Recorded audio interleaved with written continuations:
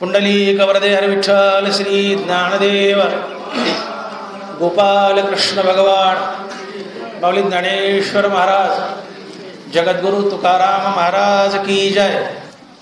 श्री मारुतीराय महाराज की जय। एरवी बाह्य तरी विषय नाही, परी मानसी जरी होईल काही, तरी सांदेत तुझी पाही हा संसार असे। ग्रंथराज ज्ञानेश्वरी अध्याय क्रमांक 2। एरवी बाह्य तरी विषय नाही, परी मानसी जरी होईल काही, तरी सांदेत तुझी पाही हा संसार असे।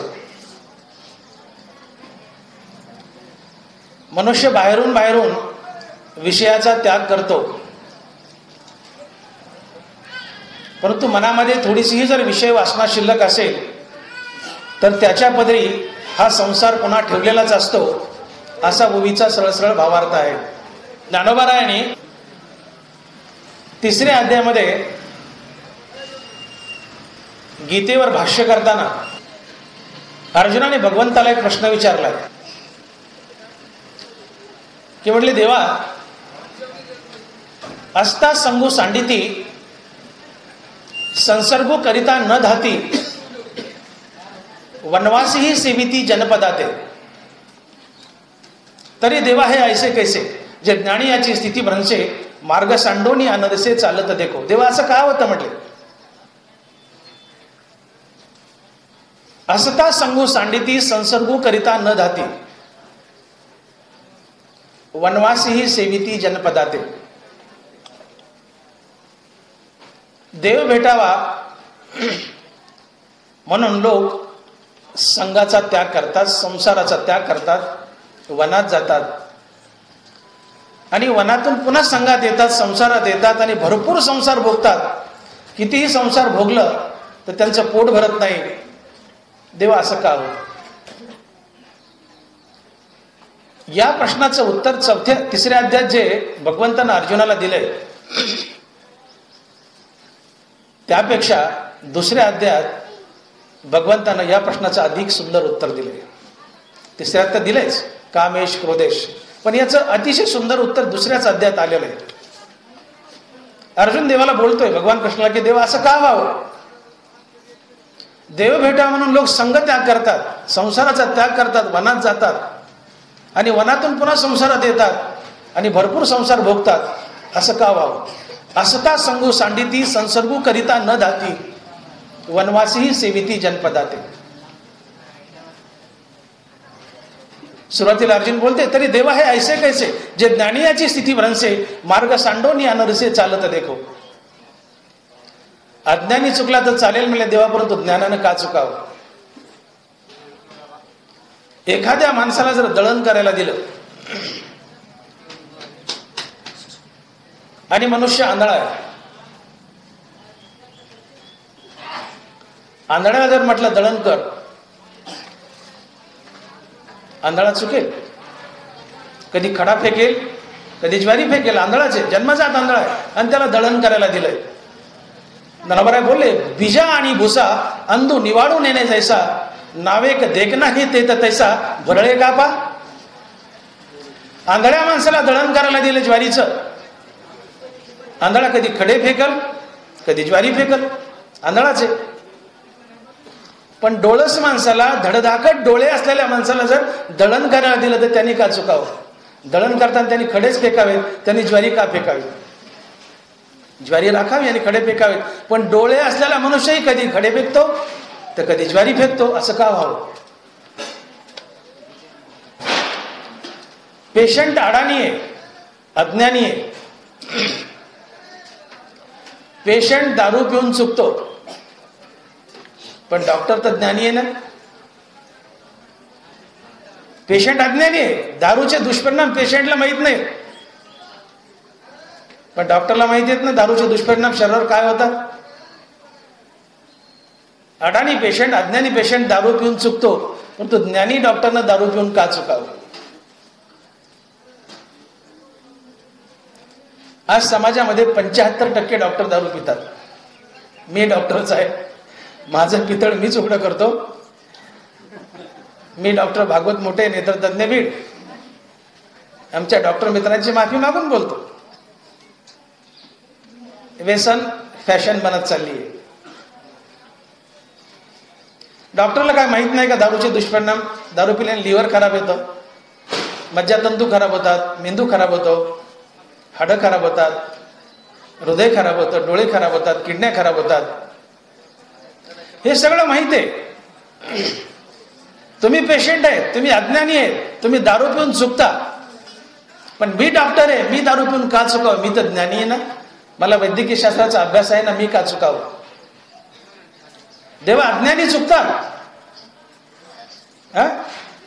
संघ त्यागतो, देव भेटा म्हणून वनात जातो आणि वनातून पुन्हा संघात येतो, संसारात येतो आणि भरपूर संसार भोगतो. देवा असं का व्हावं? तरी देवा आहे ऐसे कैसे जे ज्ञानी याची स्थिती भ्रंसे, मार्ग सांडवून या नरसे चालत देखो. असं का व्हावं देवा? अर्जुन भगवान कृष्णाला बोलतो. भगवंतानं मी बोलून गेलो की भगवंतानं 3ऱ्या अध्यायाच्या शेवटी याचं उत्तर दिलंय, कामेश क्रोधेश. परंतु याचं उत्तर 2ऱ्या अध्यायात अतिशय सुंदरपणे आलेलं आहे. अर्जुनाचा प्रश्न लक्षात घ्या. संसार त्यागतात माणसं, देव भेटा म्हणून संसार त्यागतात, वनात जातात आणि वनातून पुन्हा संसारात येतात आणि भरपूर संसार भोगतात. किती संसार भोगलात त्यांचं पोट भरत नाही. अज्ञानी चुकतो, ज्ञानाने का चुकाव देवा? असं का होतं? असा अर्जुनाचा प्रश्न आहे भगवान कृष्णाला. याच्यावर भगवान उत्तरतायत 2ऱ्या अध्यायात. भगवान कृष्ण बोलतात ज्ञानोबाराच्या मुखातून, जरी हृदयी विषय स्मरती तरी निसंग आपजे संगती आणि संगी प्रगटे मूर्ती अभिलाषाची. ज्ञानोबाराची उई आहे का? जरी हृदयी विषय स्मरती तरी निसंग आपजे संगती आणि संगी प्रगटे मूर्ती अभिलाषाची. मनुष्य बाहेरून विषयाचा त्याग करतो, परंतु मनामध्ये यत्किंचितही थोडीशी जरी विषय वासना शिल्लक असेल तर ती विषय वासना जागी होते, तिला विषय भोगावेसे वाटतात आणि ते विषय भोगण्यासाठी मनुष्य वनाचा त्याग करून पुन्हा संसारात येतो आणि भरपूर संसार भोगतो. एवढा संसार भोगतो की त्याचं पोट भरत नाही. आणि ज्ञानोबराच्या बोलतात की एरवी बाह्य तरी विषय नाही, परी मानसी जरी होईल काही तरी सांधे तुझी पाहिजे या संसारवास. म्हणून मनुष्य बाहेरून विषयाचा त्याग केलेला दिसतो. बाहेरून आम्ही पोशाख करतो, गंध लावतो, माळा घालतो, भगवे घालतो, वारकऱ्याचा वेश करतो. एरवी बाह्य तरी विषय नाही, परी मानसी जरी होईल काही. बाहेरून त्याग आहे विषयाचा, पण मनात थोडाही शिल्लक असला तर ती विषय वासना पुन्हा जागी होते, विषय भोगाची आवड निर्माण होते, माणसाला पुन्हा संसारात खेचून आणते आणि मनुष्य भरपूर संसार भोगतो आणि स्वतःचं पतन करून घेतो. हृदय विषय स्मरती तरी निसंग आपजे संगती संगी प्रगटे मूर्ती अभिलाषाची.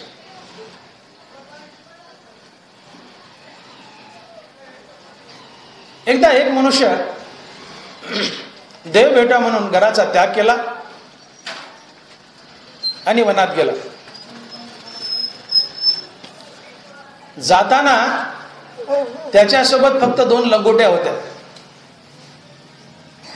एक अंगावर आणि एक सोबत. बायका मुलांचा त्याग केलाय, घराचा त्याग केलाय आणि वनात गेलाय. अंगावर एक लंगोटी आणि सोबत एक लंगोटी. वनात गेला, एक कोपी केली आणि कोपीमध्ये राहू लागला. बाजूच्या गावात भिक्षा मागावी आणि पुन्हा वनात जाऊन भगवंताची साधना करावी, नामस्मरण करावं, हा क्रम त्याचा चालू झाला. 4-8 दिवस लोटले. एके दिवशी संध्याकाळी झोपीमध्ये उंदरानं त्याची जी वरची लंगोटी होती शिल्लक, एक अंगावर आणि एक शिल्लक वर, ती वर शिल्लक असलेली लंगोटी उंदरानं करंडली, उरताडली. सकाळी झोपेतून उठला तर पाहतो तर उंदराने लंगोटी करंडली. घाबरला. अरे अरे अरे म्हणले, लंगोटी तर करंडली, आता काय करायचं? एक करंडली, ती आता बदलेन, ही उद्या काढून ठेवली अंगावरची, उद्या उंदीर ती करंडेल, अडचण येईल, काय घालावं. म्हणले आता या उंदराचा बंदोबस्त केला पाहिजे. दुसऱ्या दिवशी गावात भिक्षेला गेला आणि भिक्षेमध्ये जिथून भिक्षा मागितली त्या घरातून त्या मालकाकडून एक मांजर आणली. मांजर कुपीमध्ये बांधली. मांजर म्याव म्याव म्याव म्याव करायला लागली. मांजरीच्या आवाजाने उंदीर पळून गेले. खुश झाला. आता म्हणले आपली लंगोटी वाचली. एक करावून द्या म्हणले, दुसरी लंगोटी वाचली. खुश झाला. पण मांजराचं म्याव म्याव करणं काही थांबाना. मांजर सारखंच बोंबलायचं, म्याव म्याव म्याव म्याव म्याव. उंदरं गेले तरी याचं म्याव म्याव चालूच. त्या माणसाला काही झोप आहे ना, दिवसा म्याव रात्री म्याव, ती मांजरच. त्याच्या लक्षात आलं की साला उंदरे पळून गेले, पण या मांजराचं म्याव म्याव का थांबत नाही. म्हणले मांजराचं म्याव म्याव दूध पाजलं तरच थांबेल. मांजराला दूध प्रिय असते. लबाड जात असते मांजराची. इमानदार कुत्रा दारात असतो आणि लबाड मांजर घरात असते. कुत्र्याला 8 दिवस भाकर टाकू नका, दारात बसेल, प्राण त्यागेल, पण घरात घुसून मालकिनीच्या टोपल्यात तोंड घालणार नाही. जीव देईल पण मालकाच्या दारात बसून जीव देईल, पण घरात शिरून टोपल्यात तोंड घालणार नाही. कुत्र्याची जात इमानदार असते, पण मांजर लबाड असते. मालकीन इकडे तिकडे गेली की दुधाच्या पातेल्यात तोंड घातलंच, कशातही तोंड घाली. लबाड जात घरात आणि इमानदार कुत्र बाहेर. मांजरीला दूध प्रिय आहे. दुसऱ्या दिवशी भिक्षेला गेला. एका श्रीमंताच्या दारात भिक्षा मागू लागला. भिक्षा तर आली, पण म्हणले महाराज मालक असं असं आहे, मला एक गाय पाहिजे. दानशूर होता, त्या माणसानं गाय दिली. गाय घेऊन वनात गेला. आता वनात गाय घेऊन गेला तर शास्त्र नियम असा आहे की गायीचं दूध पुरुषानं काढू नये, दोष लागतो. गोकुळात गायीचं दूध गवळणी काढायचं, कारण गाय ही गोमाता आहे. गाय ही आई आहे, गोमाता आहे. गायीच्या सडाला पुरुषानं हात लावला तर दोष लागतो, कारण गाय ही आई आहे. गायीचं दूध स्त्रियांनीच काढावं, बायकांनीच काढावं. गोकुळात गायीचं दूध बायका काढायचं. आता अडचण आली. हा गडी माणूस आता दूध काढायचं नाही, मग काय करायचं. दूध काढील कोण. पुन्हा दुसऱ्या दिवशी भिक्षेला गेला. मोठ्या घरी भीक मागितली, भीक मिळाली. पण म्हणले मालक अजून एक भीक पाहिजे. म्हणले काय. म्हणले असं असं झालंय, उंदराने लंगोटी करंडली आहे, मांजर नेली, पण ती म्याव म्याव करते, तिला दूध पाजायसाठी गाय बी दिली तुम्ही काल, पण तिचं दूध बाईनी काढावं लागतं. आता मी काय करू. म्हणले मला बाई पाहिजे दूध काढायला. अरे म्हणले काय अवघड आहे. म्हणले ती एक अनाथ मुलगी गावात अशीच फिरती, बंबलत, काही काम नाही तिला. अनाथ मुलगी उचल म्हणले, घेऊन जा. दिली एक अनाथ मुलगी बाई त्याला. बाई घेऊन अनाथ गेला, वनात गेला. बाईने धार काढली, मांजराला पाजलं. मांजराचं म्याव म्याव बंद झालं. मांजर स्थिरावली. मांजराची गरज भागली. 4-8 दिवस गेले. बाई रोज गाईचं दूध काढायची, मांजराला पाजायची. मांजर दूध प्यायचं, मांजर शांत राहायचं, त्याचा म्याव म्याव बंद झाला. महाराज भिक्षा मागायचे, भगवंताचं नामचिंतन करायचे. 4-8 दिवस लोटले. बाई एक दिवशी हळूच म्हणते, महाराज. म्हणले काय. मांजराची गरज भागली हो दुधाची, पण माझ्या गरजेचं काय. म्हणले तुला कशाची गरज आहे. म्हणले नवऱ्याची. म्हणले नवऱ्याची. म्हणले आता नवरा कुठून आणू. म्हणले महाराज बाकी तुम्हीच नवरा. म्हणले जमणार नाही, मी महाराज आहे. मी महाराज आहे. म्हणले जमणार नाही, मी कसा नवरा हो. ती म्हणली माझंही जमणार नाही, मी चालले. म्हणले जाऊ नको, थांब, प्रश्न लंगोटीचा आहे. जाऊ नको, थांब. तू गेलीस तर धार काढायची राहील, दूध मिळणार नाही, मांजर निघून जाईल, उंदीर येतील, राहिलेली लंगोटी करंडल्या जाईल. बाई जाऊ नको, लग्न करतो. लग्न केलं. डोंगराला पाळणा हलू लागला. संसार थाटला. कशामुळे झालं. एका लंगोटीच्या आसक्तीमुळं आणि अंतःकरणात शिल्लक असलेल्या विषय वाचण्यामुळे. म्हणून ज्ञानेश्वरांनी बजावलं की एरवी बाह्य तरी विषय नाही, परी मानसी जरी होईल काही, तरी संदेत तुची पाही हा संसार वास. बाहेरून आम्ही विषयाचा त्याग करतो, पण अंतःकरणात यत्किंचितही विषय वाचना शिल्लक असेल तर विषय भोगावेसे वाटतात. पुन्हा संसारात यावं वाटतं आणि वनातून मनुष्य पुन्हा जनात येतो, संसारात येतो, विषय भोगतो आणि स्वतःचं पतन करून घेतो.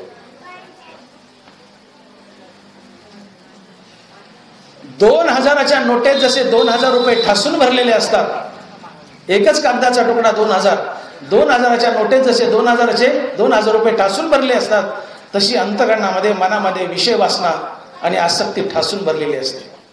लंगोटीतही तिजभर लंगोटीतही पूर्ण संसार भरून राहिला. तुम्ही जनात राहा की वनात राहा, आसक्ती पिच्छा सोडत नाही. नरबरा बोले, घरी कुटुंबपणे सरे, वनी वन्य होऊन अवतरे, नागव्याही शरीरे जो लागलाय, नागव्याही शरीरे जो लागलाय. संसार नागवे होऊन जे फिरतायत त्यांचे मागे लागलाय म्हणे. घरात आरामचे तर लागलायच, घरी घर पण सरे, वनी वन्य होऊन अवतरे, नागव्याही शरीरे जो लागलाय. बरोबर आहे. वनात जी नागवे होऊन फिरतात, देव भेटावा संसाराचा त्याग करून, त्यांच्याही मागे संसार लागलाय. टिचभर लंगोटीमध्ये पूर्ण संसार भरला. घरी बायकापोरामध्ये बायकापोराची आसक्ती, संसाराची आसक्ती, धनाची आसक्ती, देवदेव घडत नाही. मनुष्य जंगलात जातो, संन्यास घेतो, तिथे वन्य प्राण्याची आणि झाडाची आसक्ती जडते. नागवे शरीरा जो लागलाय, नागवेहीन फिरतात त्यांनाही आसक्ती सोडत नाही. जे निसंग होऊन फिरतात त्यांनाही बांधले. ज्ञानोबराय बोलले, शिष्य शाखादी विलासे, मठादी मुद्रेचे निमिसे, घातली आहेत फासे निसंगा जने. निसंग होऊन फिरतात त्यांनाही फासे घातलेत म्हणले, फसू मारण्यासारखे. कोणी? हे माझे शिष्य, हे माझं संस्थान, हा माझा मठ, मी इथला महंत, मी इथला मठाधिपती. ज्ञानोबराय बोलतायत, मी नाही. शिष्य शाखादी विलासे, मठादी मुद्रेचे निमिसे, घातली आहेत फासे निसंगा जने. निसंग होऊन फिरतात देव बेटा म्हणून, पण त्यांनाही फासे घातलेत, बांधले म्हणले. कुणी? मठादी मुद्रेचे निमिसे, हा माझा मठ, हे माझे शिष्य, या माझ्या शाखा, या माझ्या संस्था, मी इथला महाराज, मी इथला महंत वगैरे वगैरे, त्यांनाही फासे घातलेत म्हणले. आसक्ती पिच्छा सोडत नाही. जनात राहा की वनात राहा. आणि म्हणून तुकोबराय बोलले की वासना ही समूळ खणून काढावी, तरीच गोसावी व्हावे त्याने.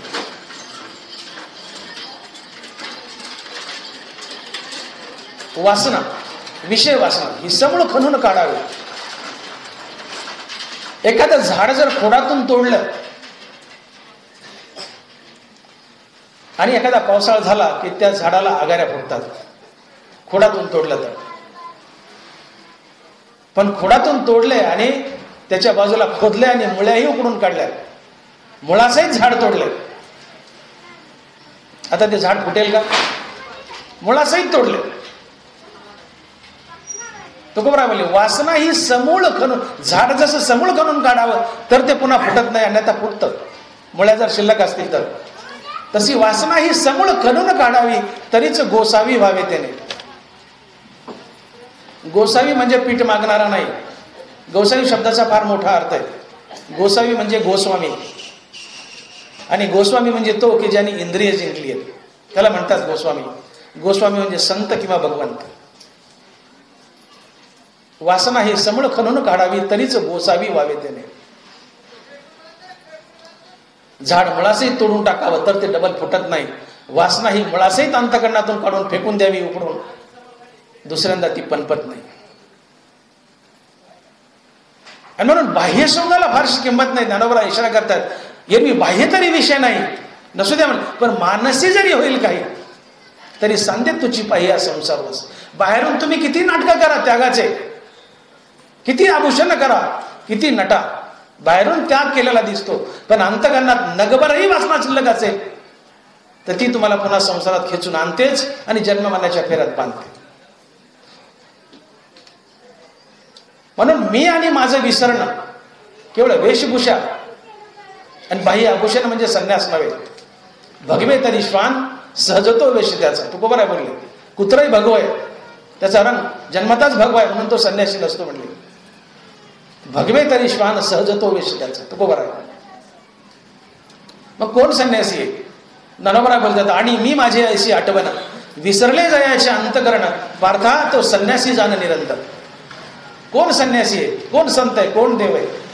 आणि मी माझे ऐशी आठवण, विसरले जयाचे अंतकरण, पार्था तो संन्यासी जाण निरंतर. मी देह आणि देह संबंधीने माझं याचा विसर पडणं म्हणजे खरा संन्यास, खरा गोसावी, खरा गोस्वामी, खरा संत, खरा भगवान. मी देह आहे, मी या व्यासपीठावर बसलोय, मी डॉक्टर भागवत मोठे, जोपर्यंत ही माझ्या मनात भावना आहे तोपर्यंत मी अज्ञानात बद्ध आहे. मी देह आणि देह संबंधीने माझा बाजूला असलेला पसारा, धन दौलत, पैसा, अदला, शेतीबाडी, बायका, मुलं, मी आणि माझं जोपर्यंत अंतःकरणात जागा आहे याला अज्ञान म्हणतात. आणि मी देह नसून आत्मा आहे आणि आत्म्याच्या रूपाने मीच विश्व आपलं आहे अशा बोधावर आरूढ होणं याला आत्मज्ञान होणं म्हणतात. जे आत्मज्ञान भोगतो ना आपण नेहमी, मी देह नसून मी आत्मा आहे आणि आत्मा विश्वव्यापी आहे, म्हणजे नराचा नारायण होणे, मनुष्यरूपातून आत्मा बनणे. मी आत्मा आहे आणि आत्मरूपाने मी विश्व आपलं आहे, या अवस्थेला आत्मज्ञान होणे असं म्हणतात. किंबहुना चराचर आपणची झालं. मी आत्मा आहे आणि आत्मरूपाने मी विश्व आपलं आहे, अर्थात जगातली प्रत्येक दगड, धोंडा, माती, प्रत्येक वस्तू मी आहे. हे समस्त ही श्री वासुदेव ऐसा प्रतिती रसाचा होतला भाव आणि भक्ता माझी रावो आणि ज्ञानी आहे तुझी. हे समस्त ही श्री वासुदेव. पुन्हा जगत वासुदेव कृष्ण आहे आणि तो वासुदेव कृष्ण मी आहे आणि कृष्ण रूपानं मीच विश्वात नटलोय, आत्मरूपानं मी विश्वात नटलोय, अशी भावना मनात येणे किंवा बुद्धीचा निश्चय होणे म्हणजे आत्मज्ञान. आणि म्हणून संन्यासाची व्याख्या करताना नरोबाने स्पष्ट सांगितले, मी माझे ऐशी आठवणे विसरले जयाचे अंतकरण, पार्था तो संन्यासी जाण निरंतर. तुम्ही मी आणि माझं जर विसरले, मोठं अवघड आहे विसरणं, पण मी आणि माझं जर विसरले तर नरबरा पुढच्याच वहीत बोलतात की ग्रहाधिक आगवे काही न लगे त्याच्यावे, जे झाले स्वभावे निसंग म्हणून. अग्नी विजवणी जाये ते राखुंडी होय, मग ते कापूसातो किवसी ये जियापरी. नरबरा अग्नी विजली, तिची राख झालीये, आता ही राख कापसात गुंडाळली तर कापसाला काय धोका आहे का? निखारा आहे तोपर्यंत कापसात गुंडाळ तर कापूस पेटेल, पण निखारा विजलाय, त्याची राख झालीये, चक्क राख झालीये आणि राख कापसात गुंडाळले, कापूस लवकर पेटतो, म्हणून कापसात गुंडाळीये, कापूस पेटेल का?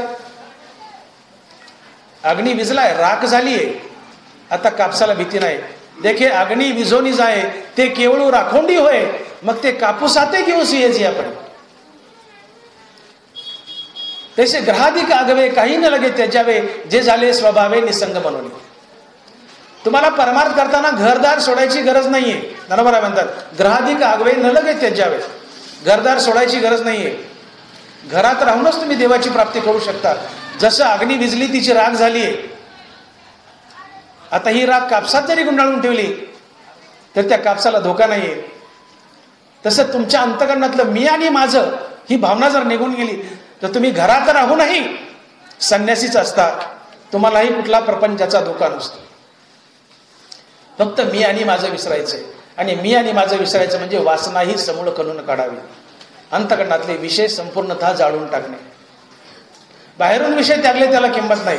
अंतःकरणात थोडाही विषय वासना शिल्लक असेल तर पुन्हा संसार मानगुटीवर येऊन बसतो आणि जन्ममरणाच्या फेऱ्यात माणसाला अडकावं लागतं. जंगलामध्ये थोडी जरी ठिणगी पडली तर पूर्ण जंगल पेटतं आणि त्याचा नाश होतो. किंवा नगभर जरी विष पोटात गेलं तर माणसाच्या जीविताचा नाश होतो. तर तशी थोडीही जरी विषय वासना पाठीमागे शिल्लक असेल तरी तुमच्या परमार्थाचा नाश होतो आणि तुम्ही संसारात अडकता.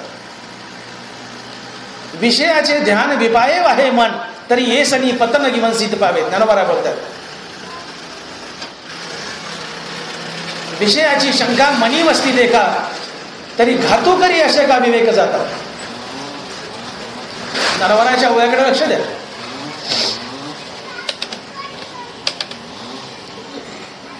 विषयाची शंका मनी वस्ती देखा, तरी घातू करी असे का विवेक जाता. विषयाचे ध्यान विपाय आहे मन, तरी एसनी पतन गिवंसित पावे. विषय भोगाची थोडीही वासना जर मनात शिल्लक असेल तर माणसाचा विवेक नाहीसा होतो आणि माणसाच्या हातून पुन्हा डबल विषय भोगले जातात आणि विषय भोगणाऱ्या माणसाचं पतनच होतं. तरी हे सनी पतन गिवंसित पावे. पतन होणे म्हणजे मनुष्य नरकाला जाणे.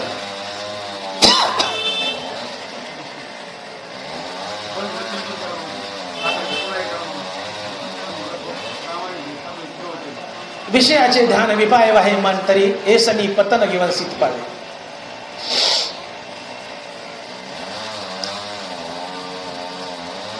जसं थोडाही विष पोटात गेलं तर जीवाचा नाश होतो, तसं थोडंही विष पोटात गेलं तर जीविताचा नाश होतो, तसं थोडीही यत्किंचित विषय वासना जर मनात शिल्लक असेल तर माणसाचा विवेक नाहीसा होतो आणि असं अविवेकी मनुष्य विषय भोगतो आणि विषय भोगणाऱ्या सगळ्या माणसाचं पतन होतं. तो नरकाला जातो, पुन्हा संसार काढतो. म्हणून ज्ञानोबा बजावतात की एरवी बाह्य तरी विषय नाही, परी मानसी जरी होईल काही, तरी सांधेत तुझी पाही या संसार असेल. बाहेरून आम्ही शारीरिकदृष्ट्या विषयाचा त्याग केलेला दिसतो, पण मनात थोडीही विषय वासना शिल्लक असेल तर पुन्हा विषय भोगाविषयी वाटतात. विषयाची अभिलाषा मनात उभी राहते, मनुष्य संसारात येतो, पुन्हा विषय भोगतो आणि विषय भोगणाऱ्या प्रत्येक माणसाचं पतन होतं, अर्थात तो नरकालाच जातो असं ज्ञानोबा म्हणतात. विषयाचे ध्यान विपाय वाहे मन, तरी हे सनी पतन गिवंसित पावे.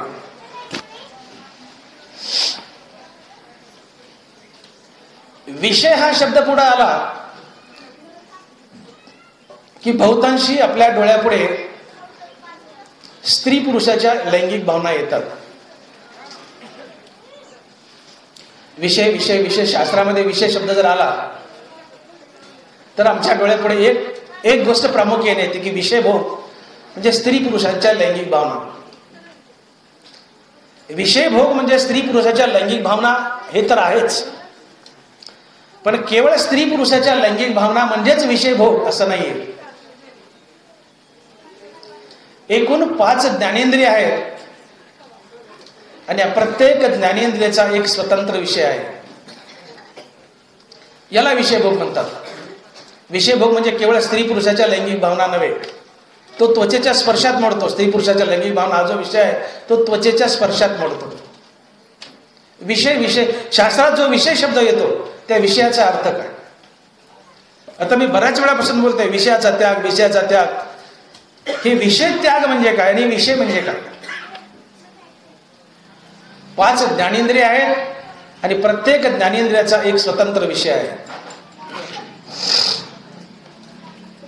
डोळा, नाक, कान, जीभ आणि त्वचा हे 5 ज्ञानेंद्रिय आहेत आणि प्रत्येक ज्ञानेंद्रियाचा आपापला एक स्वतंत्र विषय आहे. डोळा, रूप डोळ्याचा विषय. नरवरा बोलले भ्यासूर आणि सुरेख रूपाचे स्वरूप देख, जे उपजवी सुख दुःख नेत्रद्वारे. ज्ञानोबा रूप 2 प्रकारचं, भ्यासूर आणि सुरेख रूपाचे स्वरूप देख, जे उपजवी सुख दुःख नेत्रद्वारे. डोळ्याचा विषय रूप 2 प्रकारचं, भ्यासूर आणि सुरेख, अर्थात चांगलं आणि वाईट. डोळ्याचा विषय रूप. कानाचा विषय शब्द आहे. देखे शब्दाची व्याप्ती निंदा आणि स्तुती, ते तर द्वेष उपजती श्रवणाद्वारे. कानाचा विषय शब्द आहे. शब्द 2 प्रकारचे, एक स्तुतीपर आणि दुसरा निंदापर. देखे शब्दाची व्याप्ती निंदा आणि स्तुती, ते तर द्वेष उपजती श्रवणाद्वारे. शब्द कानाचा विषय. शब्द 2 प्रकारचे, एक स्तुतीपर आणि एक निंदापर. नाकाचा विषय गंध आहे. सुगंधू आणि दुर्गंधू परिमळाचा भेदू, घ्राणाशी विषादू तोषू देता. नाकाचा विषय गंध आहे. गंध 2 प्रकारचा, एक सुगंध आणि दुर्गंध. स्पर्श त्वचेचा विषय. मृदू आणि कठीण स्पर्शाचे 2 गुण, जे वपुचे निसंगे कारण संतोष खेदा.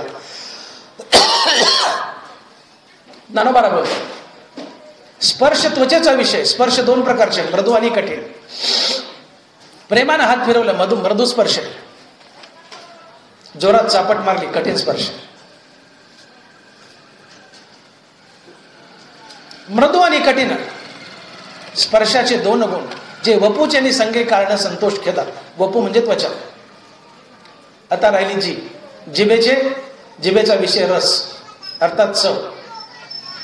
तैसाची द्विविध रसो जो उपजवी प्रीतीत असो म्हणून हा अपभ्रंशो विषय सांगू. नरवर रस हे 6 प्रकारचे. कटबमल लवण, खारट, तुरट, आंबट, तिखट 6 आहेत, पण प्रामुख्याने 2 घ्या, गोड आणि कडू. रस 2 प्रकारचा, एक गोड आणि एक कडू. याला म्हणतात विषय भोग किंवा विषय वासना. विषय विषय विषय विषय म्हणलं की परमार्थामध्ये एक गोष्ट आमच्या डोक्यापुढे येते की स्त्री पुरुषाच्या लैंगिक भावना. आम्ही इथंच अडकतो. स्त्री पुरुषाची लैंगिक भावना म्हणजेच विषय नाही, तो फडतोच विषय.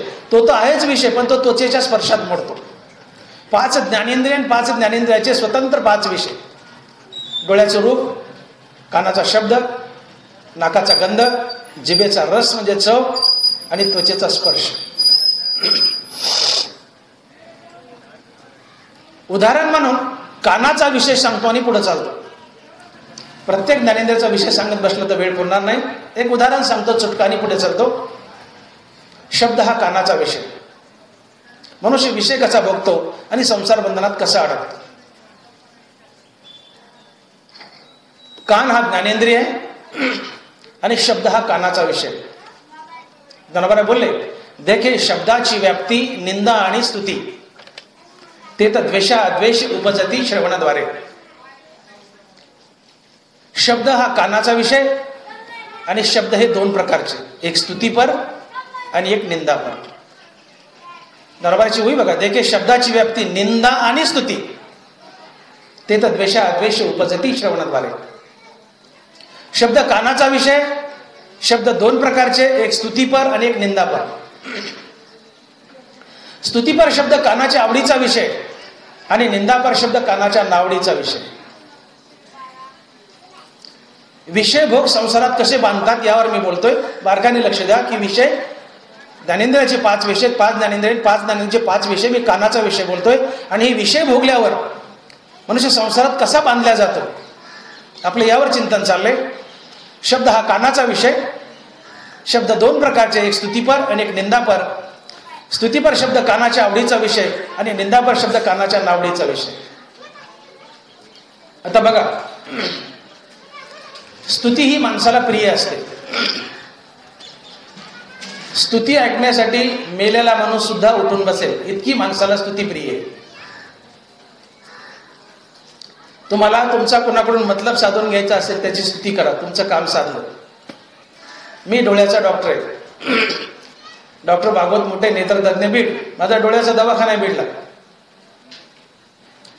तुम्हाला वाटलं की डॉक्टर मोठेला गंडवायचं आहे, त्याच्याकडून आपल्याला डोळे फुकट तपासायचे, फुकट, तर तुम्ही एकच करायचं. प्रवचन संपलं की माझ्या पुढे यायचं.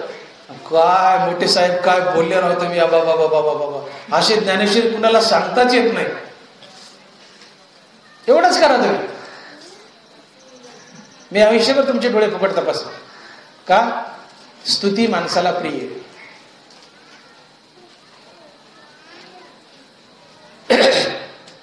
प्रवचनाच्या मैफिलमध्ये बसलेले माणसं काही फुलाच्या माळा घालणारे असतात, काही खेटराच्या माळा घालणारे असतात.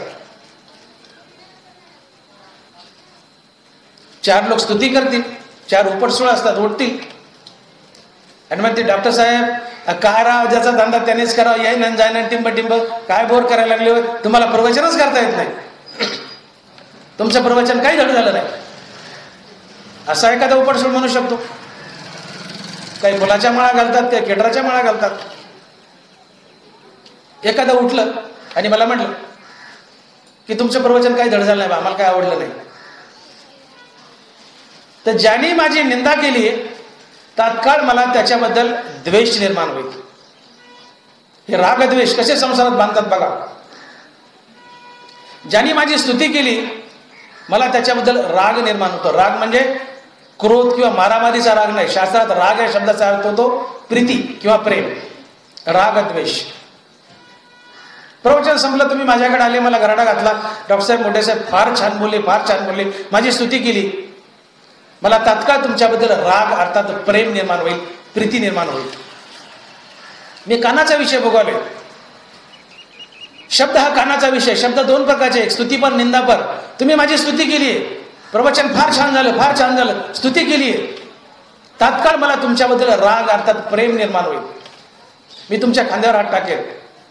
मामा नाव काय आपलं? अमका. कुठले राहणार?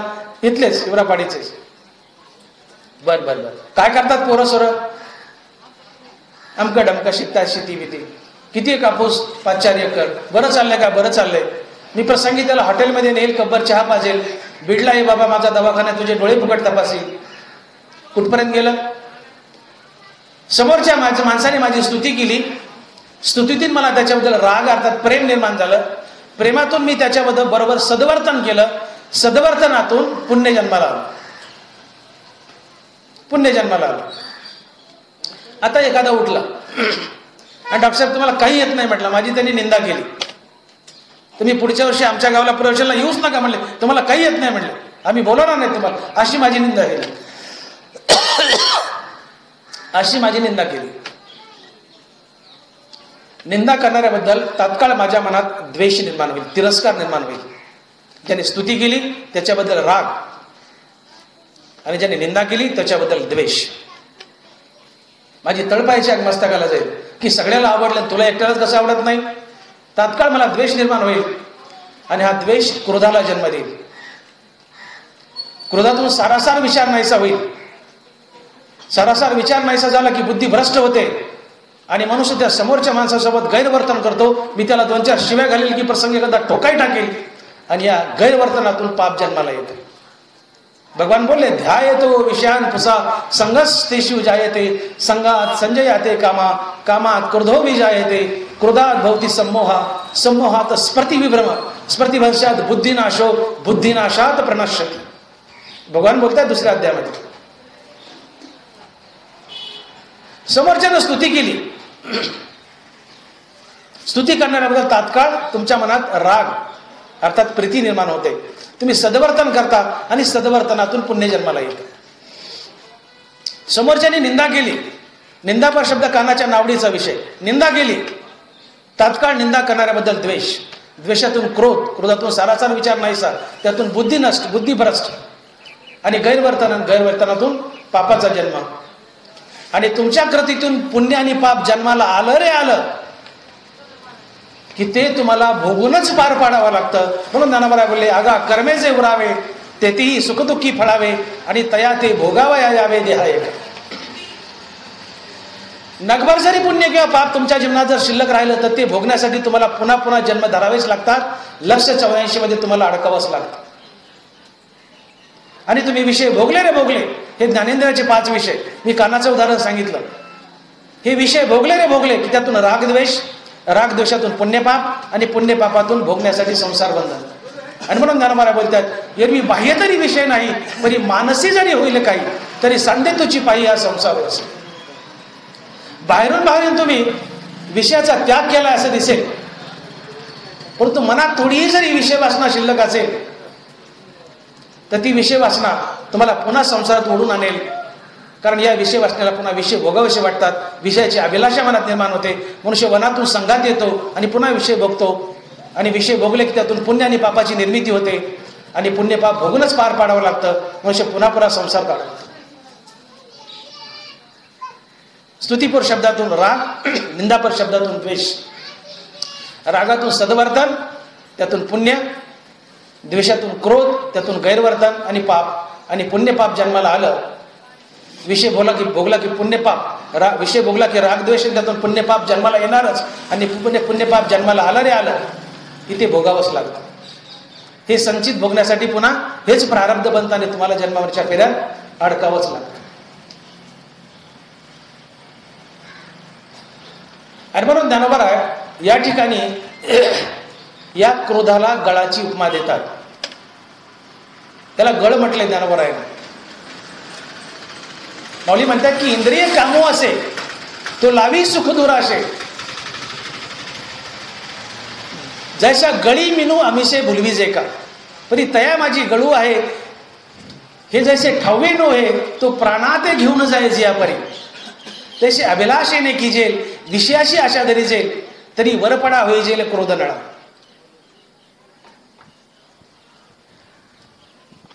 काम आणि क्रोध, काम क्रोध या शब्दाचे अर्थ घेताना काम या शब्दाचा अर्थ सरळ सरळ होतो. काम म्हणजे आता मी जे बोलले 5 ज्ञानेंद्रिय, त्या 5 ज्ञानेंद्रियाच्या ज्या इच्छा आहेत विषय भोगाच्या, त्याला काम म्हणतात. विषय म्हणजेच काम. कानाचा विषय स्तुती आणि निंदा भोगला म्हणजे तुम्ही काम भोगला. काम म्हणजे लैंगिक भावना एवढाच अर्थ त्याचा घेऊ नका. काम म्हणजे 5 ज्ञानेंद्रियाचे 5 विषय, या विषय भोगाला काम असं म्हणतात. आणि हा काम पापाचा आजोबा आहे. कोणाचा? पापाचा. विषय भोगातून अर्थात कामातून क्रोध आणि क्रोधातून पाप. विषय म्हणजे ज्ञानेंद्रियाचे विषय म्हणजे काम. तर या कामातून क्रोधाचा जन्म होतो. म्हणजे काम हा क्रोधाचा बाप आहे. काम जर जिंकला तर क्रोधच येत नाही. कामाचे नाही ते क्रोधूची कैसा, ते कैचे भांडण रे, तुकोबाराय बोलले. कामच नाही तिथं क्रोध कसला आला म्हणले. मुळाचे तोडणे होय शाखा द्वेषे. मूळ जर तोडलं तर फांदे आपाप तुटतात. काम जिंकला की क्रोध आपाप जिंकला जातो. कामवैरी झाला ठाणोरी, ते तर सरली वारी क्रोधाची. काम जिंकला की क्रोध आपाप जिंकला जातो. क्रोध म्हणजे रागात येणे, अवैशात येणे. कामाला जिंकण्यासाठी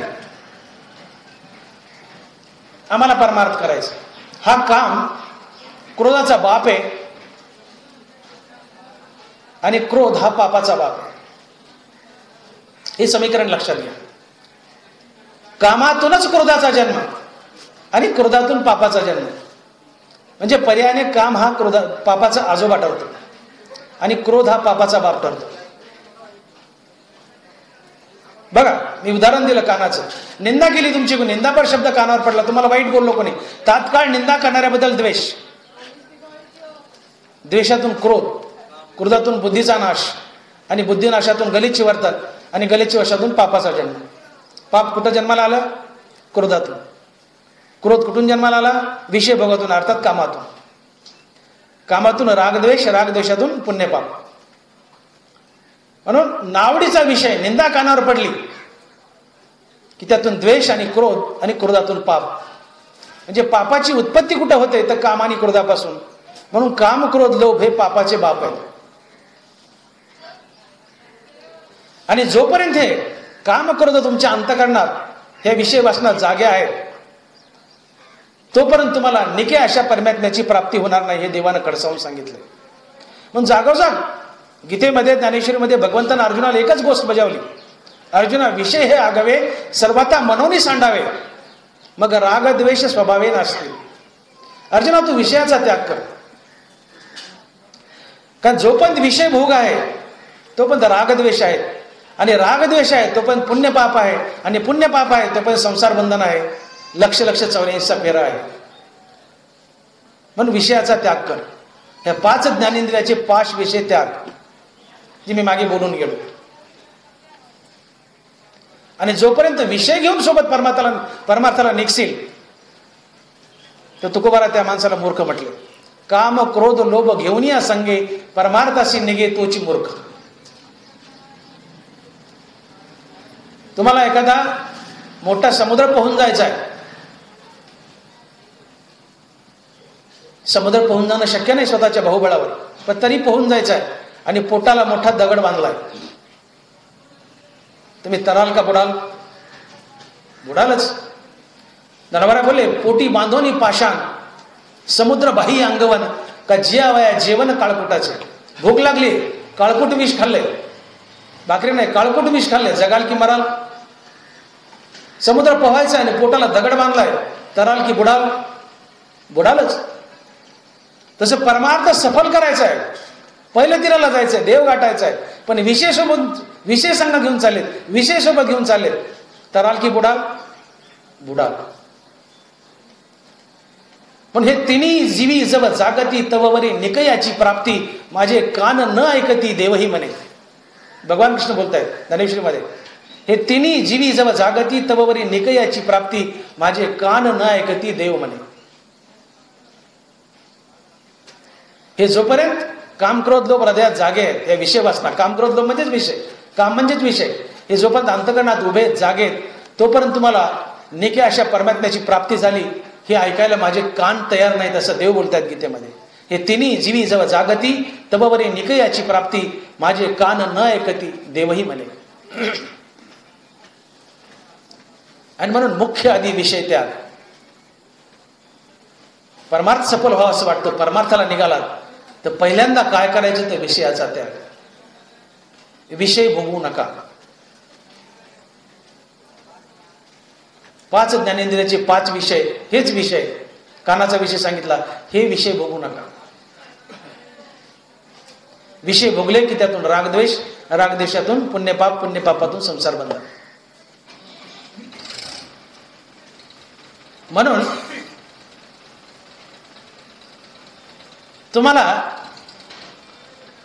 स्तुतीने जर आनंद झाला तर निंदेने नक्कीच दुःख होईल. पण स्तुतीने जर आनंद झाला नाही तर तुम्हाला निंदेने दुःख होणार नाही. हा मुद्दा लक्षात घ्या. संत जीवन आणि मनुष्य जीवन यात काय फरक आहे? आम्ही पुन्हा पुन्हा संसारात का अडकतो? एवढा परमार्थ करू नये. रात्रंदिवस हरिपाठ चाललाय, नामस्मरण चाललंय, सप्ताह चालले, सगळं चाललंय, पण एवढं कोण नाही, आम्ही संसारात अडकतोयच पुन्हा पुन्हा. आणि संत सुटलेत का? संत जीवन आणि मनुष्य जीवन यात फरक काय? संत हे विषय भोगत नाहीत. संत जीवन हे विषयातीत जीवन असते. विषयातीत, विषयाच्या पलीकडचं.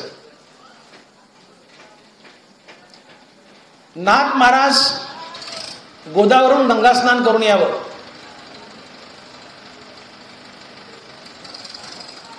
आणि वेशीमध्ये एक भाड्यानं पठाण लावला होता. नाथांच्याच भावकीतल्या माणसानं नाथांना त्रास देण्यासाठी. नाथ शांती ब्रह्म आहेत, याला राग येत नाही म्हणले, क्रोध येत नाही नाथाला, याला क्रोध आणायचाच म्हणले. नाथाच्याच भावकीतल्या माणसानं, त्यांच्याच जातीतल्या कुळातल्या माणसानं नाथाला त्रास देण्यासाठी चंग बांधला की नाथाला मी क्रोध आणून दाखवेल. संत जीवन आणि मनुष्य जीवनातला मी फरक मांडतोय. नाथानं गंगास्नान करून यावं आणि पठाणानं तोंडामध्ये पानाचा वेढा घेतलाय, त्या पानाचा थुंका तोंडात गोळा करावा आणि नाथ महाराज गंगास्नान करून विशीत आले की नाथाच्या अंगावर पचकन थुकावं. नाथानं भरशब्दही बोलू नये. नाथानं पुन्हा परत जावं, गंगास्नान करावं, पुन्हा यावं. विशीत आला की पठाणानं दुसरं पान चावलेलंच आहे, थुंका गोळा करावा, नाथांच्या अंगावर थुंकावं. हा प्रकार 108 वेळा घडला. किती वेळा? 108. पठाणाच्या तोंडातला थुका संपला, त्याचं तोंड कोरडं पडत, त्याचा थुका संपला 108 वेळेस थुंकून थुंकून. पण नाथाला क्रोध आला नाही. नाथाने पुन्हा जावं, स्नान करावं, यावं, यांनी पुन्हा थुंका जमा करावं, नाथाच्या अंगावर थुंकावं. नाथाने पुन्हा जावं, स्नान करून यावं, यांनी पुन्हा थुंका जमा करावं, नाथाच्या अंगावर थुकावं. नाथाने भरशब्दही बोलू नये. पठाणाचा थुका संपला, थुका. पण नाथ यत्किंचितही आपल्या अवस्थेतून डळले नाही, भरशब्दही बोलले नाही. शेवटी पठाणानं नाथांचे पाय धरले आणि माफी मागितली. महाराज मला माफ करा म्हणले. का? अत्तर लावल्याने नाथांना आनंद होत नव्हता. अत्तर लावल्याने नाथांना आनंद होत नव्हता, म्हणून थुंकल्याने नाथांना दुःखही होत नव्हतं. हे विषयातीत जीवन असतं, विषयाच्या पुढचं. संतांच्या अंगाला अत्तर लावलं काय आणि कुत्र्यानं चाटलं काय, त्यांना दोन्ही सारखं असतं. तुम्ही अत्तराचा बोळा लावा, आनंद नाही. एखाद्या कुत्र्याने पाय चाटून गेलं, दुःख नाही. विषयातीत जीवन आहे, विषयाच्या पुढचं जीवन आहे. अत्तर लावल्याने आनंद नाही, म्हणून पठाण थुंकल्याने दुःखही नाही. नाथ विषय भोगत नव्हते. तुम्हाला अत्तर लावल्याने जर आनंद झाला तर थुंकल्याने नक्की दुःख होईल. बंद करा ते. तुम्हाला उदबत्तीच्या वासाने जर आनंद झाला तर पादलेल्या वासाने नक्कीच दुःख होईल. शब्द गचाळे पण अतिशय महत्वाचा आहे, अतिशय महत्वाचा शब्द गचाळे. उदबत्तीच्या वासाने आनंद झाला तर पादलेल्या वासाने नक्कीच दुःख होईल. बघा प्रवचनात पादून. हाच टाइम सापडला का? भाडपाव जरा कमी खाता येत नव्हतं का? अरे डोकं उठलं ना, पादू नको ना, जाना उठून. लाज वाटते का नाही? आलासच कशाला? कचकुळवर खाल्लंस, कमी खाता येत नव्हतं का? अरे डोकं उठलं ना. ते बिचार बारीक तोंड करून निघून जाते. उदबत्तीच्या वासाने आनंद झाला तर पादलेल्या वासाने दुःख होणारच.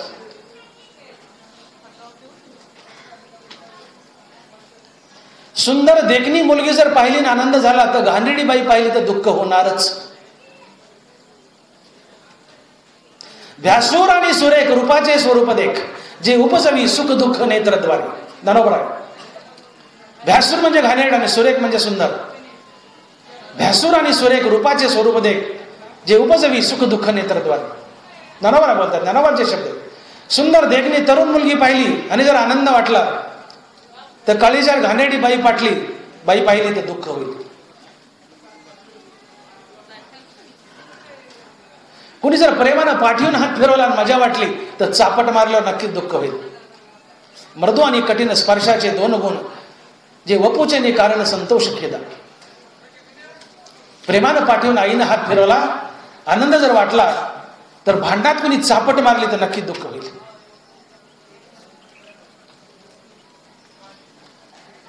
गुलाबजामुन खाल्ल्यावर जर आनंद वाटला, कडुलिंबाचा पाला प्यायल्यावर नक्कीच दुःख होईल.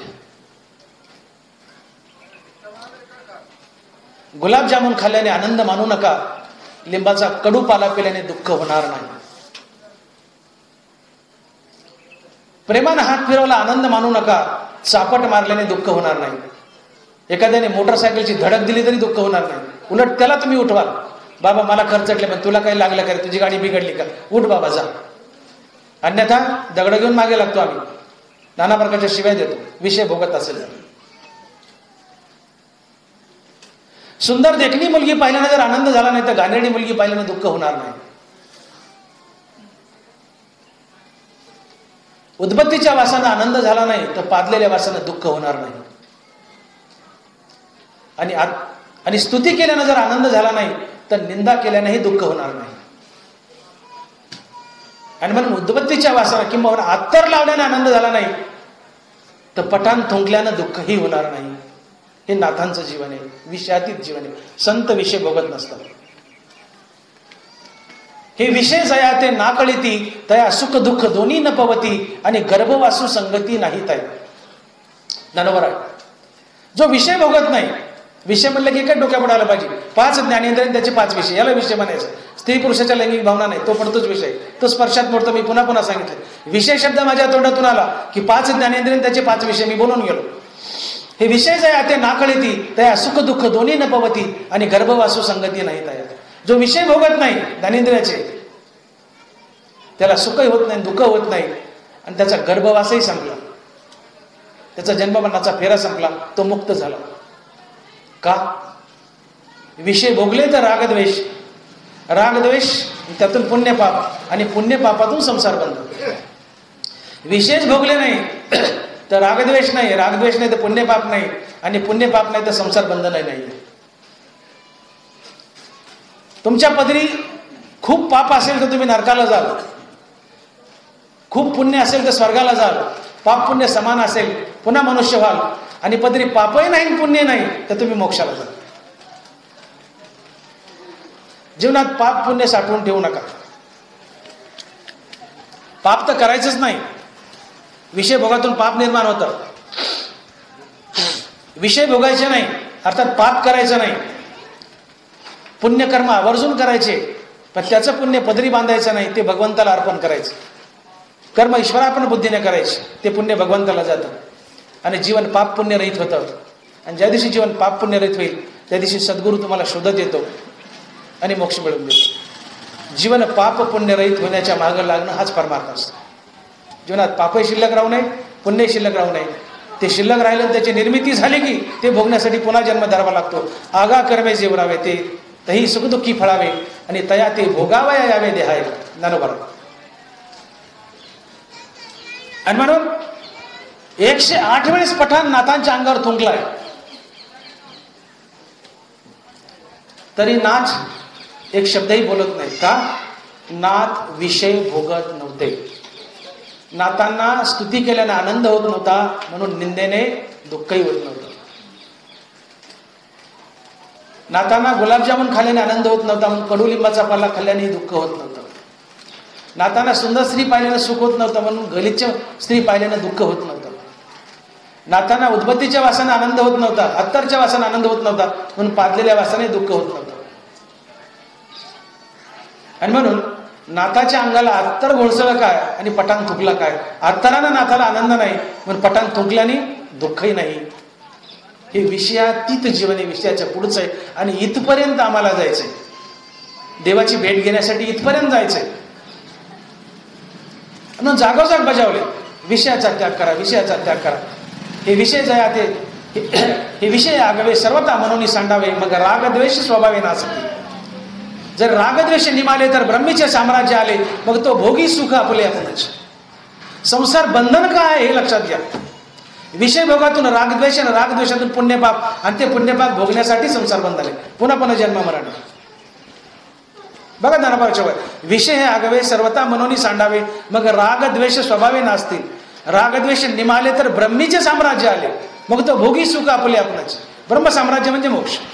विषयाचा त्याग झाला, रागद्वेष गेले, रागद्वेष गेले, पुण्यपाप गेले, पुण्यपाप गेलं की ब्रह्म साम्राज्य आले. रागद्वेष निमाले म्हणजे मेले. काय झालं? रागद्वेष निमाले, ब्रह्मीचे साम्राज्य आले.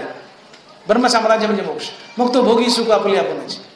हे ब्रह्म साम्राज्य आमच्या जीवनात काय येत नाही? मोक्ष काय येत नाही आमच्या जीवनात? राग पाप पुण्य. का पाप पुण्य? रागद्वेष. का रागद्वेष? विषयाचा भोग मुळाला इथे येतो. म्हणून विषय हे समूळ खणून काढावे, तरीच गोसावी व्हावे. ते विषयावर, विषय भोगावर प्रहार करायचा. आणि म्हणून नाथांना क्रोध येत नाही. 108 वेळेस पान खाऊन थुंकून नाथाला क्रोध येत नाही. का? अत्तर लावले नाथांना आनंद नाही, म्हणून थुंकल्यानं दुःख नाही. नाथ विषय भोगत नव्हते, विषयाच्या पुढचं जीवन आहे. एक गोष्ट. आणि दुसरी एक गोष्ट अशी की नाथाला क्रोध का आला नाही? याचं कारण नाथ विश्वव्यापी ब्रह्म बनले होते. हे विश्वची माझे घर, ऐशी मती जयाची स्थिर, किंबहुना चराचर आपणची झाला. हे चरण शेवटचं लक्षात घ्या. चराचर आपणची झाला, ज्याला आत्मज्ञान झालंय, जो संत बनलाय, जो देव बनलाय. देव म्हणजे आत्मा, आणि आत्मा विश्वव्यापी असतो. नाथ आत्मा बनले होते, अर्थात नाथ विश्वव्यापून होते. म्हणजे नाथाच्या नजरेत पठाणही नाथच आणि नाथही नाथच, कारण दोघंही नाथाच्या नजरेत देव. आपल्या नजरेत नाथ वेगळे, पठाण वेगळे. पण ज्यावेळेस आत्मबोध होईल, आत्मज्ञान होईल, तेव्हा नाथच जगातील दगडमाती, दोंडे, झाडं, झुडपं सगळ्या वस्तू बनले. किंबहुना चराचर आपणची झाला, स्वतः चराचर बनलाय. आत्मा बनला म्हणजे स्वतः चराचर बनलाय. आत्मा विश्व आपण आहे. मग नाथ जर चराचर बनले तर याचा अर्थ नाथही देव आणि पठाणही देव. देवच देवाच्या अंगावर थुंकतोय, आता नाथच नाथाच्या अंगावर थुंकतात. सहज मी बोलताना माझा तुका माझ्या हातावर पडला तर मला राग येईल का? तुम्ही कोणी थुंकले राग येईल, पण माझा पडला सभागती माझ्या हातावर, मला राग येत नाही, कारण माझा चूक आहे. तसं नाथाच्या नजरेत नाथही नाथच आणि पठाणही नाथच. एक प्रकारे नाथच नाथाच्या अंगावर थुंकत होते, नाथाच्या नजरेत पठाण थुंकतच नव्हता. आणि म्हणून नाथाला राग याचा संबंधच कुठं येतो, म्हणून नाथाला राग आला नाही, क्रोध आला नाही. हे विषयातीत जीवन आहे. जो मान अपमानातेच आहे, सुख दुःख जेत समाये, निंदा स्तुती नो हे दुखंड जो. निंदेने आणि स्तुतीने विभागला जात नाही, विषय भोगाने विभागला जात. जो विषयच भोगत नाही,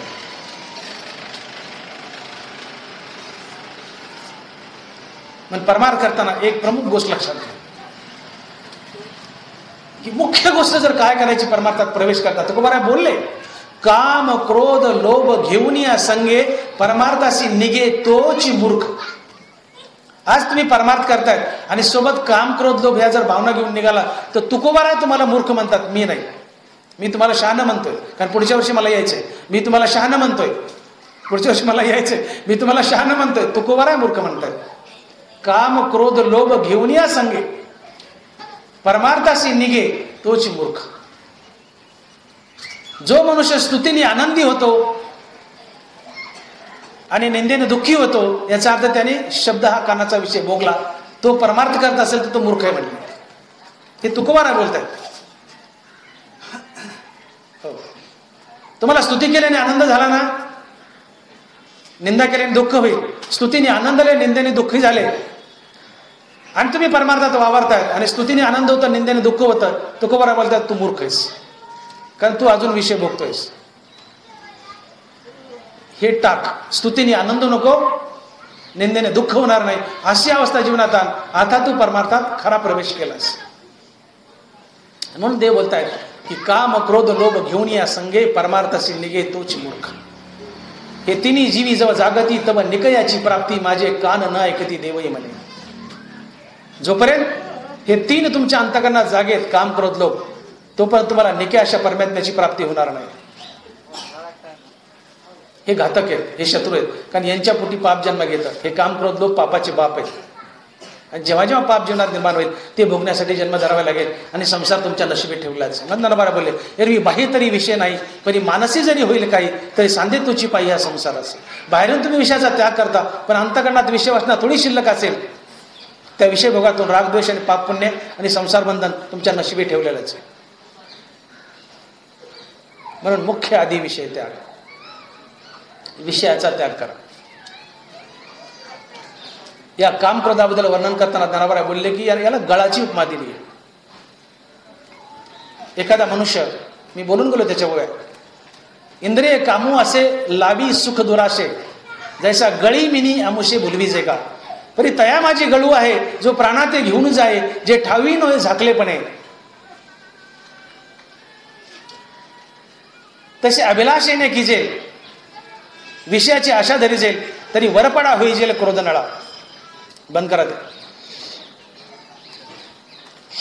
क्रोधाला गळ म्हटले ज्ञानोबरायांनी. गळ, तुमच्या जीवनात तुम्हाला क्रोध आला रे आला, की या क्रोधाला गळाची उपमा दिली. क्रोध कशातून निर्माण होतो? कामातून, विषय भोगातून. कामातून क्रोध आणि क्रोधातून पाप, या क्रोधाला गळ म्हटलंय. आपण मासे धरतो, मासे धरताना गळ असतो आणि त्या गळाला एक दवना लावलेला असतो. दवना, त्या दवण्याला आमिष म्हणतात. इंद्रिय कामू असे, बरं, इंद्रिय कामू असे ते लावी सुख दूर असे, ज्याच्या गळी मिनू आमिषे भुलवीजे का. मिनू म्हणजे मासा. तरी तया माझी गळू आहे, जो प्राणाते घेऊन जाईल, जे ठावी नोहे झाकलेपणे. गळाला आपण दवना लावतो आणि ती दोरी पाण्यात फेकतो गळ्याचे. माशाला वाटतं की फक्त दवनाच, त्याच्या खाली झाकलेला गळ त्या माशाला दिसत नाही. दवण्याचं आमिष पाहून मासा धावतो आणि त्या दवण्याला गिळतो, पण त्याच्या खाली गळ असतो. तो अख्खा गळ त्या माशाच्या नरड्यात शिरतो. थोडीशी दोरी जड लागली की मासे धरणारा हिसका मारतो गळाला आणि मासा बाहेर काढतो. काय झालं? मासा कशाला बोलला? दवना रूपी आमिषाला. दवना खाल्ला, पण दवना खाताना गळही नरड्यात शिरला आणि त्याचा प्राण गेला. तसं इंद्रिय खोटं सुख दाखवतात. मनुष्य त्या खोट्या विषय सुखाला भुलतो, पण विषय भोगला रे भोगला की त्यातून क्रोध तयार होतो, आणि हा क्रोध जसा तर गळ माशाला मारतो, तसा हा क्रोधरूपी गळ तुम्हाला मारतो. अर्थात पाप पुण्याची निर्मिती करतो आणि तुमचं पतन करतो. पाप तयार झालं की माणसाला नरकाला जावंच लागतं, ती भोगावंच लागतं. पण हे तर ऐशीची पर्याय आहे. म्हणून हा संघ तुझं नव्हे, पार्था काम क्रोध हे दोन्ही घातक उजान. बजावले देवाने अर्जुनाला की दोघं घातक आहेत, यांची संगती करू नकोस. त्या माशासारखी दडगवते. मासा आमिषाला बोलला, दवण्याला बोलला, पण आत गळ आहे, माहित नाही, दिसला नाही. दवण्याने झाकला, खाल्ला, गळ अडकला आणि मेला. गळ नड्यात फसला आणि मेला. तसं खोटं आमिष दाखवलं सुखाचं विषयाने, मनुष्य भुलतो, विषय भोगतो, पण त्यातून क्रोधाची निर्मिती होती विषय भोगातून. आवडीचा विषय मिळाला तर राग, नावडीचा मिळाला तर क्रोध, आणि क्रोधातून पाप, आणि पाप पुन्हा पुन्हा संसारात बांधतं. आणि म्हणून तुमचंही पतन होतं त्या माशासारखं. आणि म्हणून या क्रोधाला गळाची उपमा दिली ज्ञानोबरायांनी. क्रोध अग्नी हा गळ आहे, नड्यात फसेल त्या माशासारखा आणि तुम्हाला मारेल, अर्थात पुन्हा पुन्हा संसारात बांधेल. क्रोधाग्नी यातून पाप निर्माण होतं, ते भोगण्यासाठी पुन्हा पुन्हा जन्म धरावे लागतात. आणि म्हणून एक गोष्ट लक्षात घ्या की जन्मताच तुम्हाला तुमच्या हृदयात आत्मज्ञान प्राप्त आहे.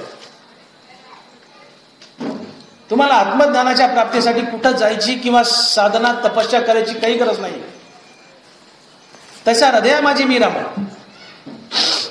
हा राम काय आहे हृदयातला? हे आत्मज्ञानच आहे. ज्ञान हे मूळचे शुद्ध परी इहासे प्रवृद्ध, म्हणून हे अगाध होऊन ठेले. इव न एकले आम्ही ज्ञान नाही देखिले, जसे कोंडेनी गुंतले बीज निपजे. तुम्ही शेतकरी आहात, ज्वारीचा दाना कशात गुंतलेला असतो? त्या गोंडामध्ये. हुरडा खाताना चोळताना हुरडा, कशातून दाणे बाहेर पडतात? गोंडातून. दाना बरोबर बोलतात. इव न एकले आम्ही ज्ञान नाही देखिले, जसे कोंडेनी गुंतले बीज निपजे. जसा ज्वारीचा दाना कोंड्यात गुंतलेला असतो, तो कोंड्याने झाकलेला असतो ज्वारीचा दाना, तसं ज्ञान मूळच हृदयात सिद्ध आहे, आत्मज्ञान. पण ते कामक्रोधानं झाकले. हे कामक्रोध याचे पहारेकरीचे, हे ज्ञाननिधीचे भुजंग, विषयदरीचे वाघ, भजन मार्गीचे मांग मारकचे. जसं धनावर साफ करून ठेवतात कणकीचा आणि तो पहारा देतो, कुणी धन चोरू नये, तसं ज्ञानाचं धन, आत्मज्ञानाचं धन हृदयात जन्मताच प्राप्त आहे. पण याच्यावर भुजंग म्हणून पहारा देणारे हे कामक्रोध आहेत, अर्थात विषय वासना आहेत.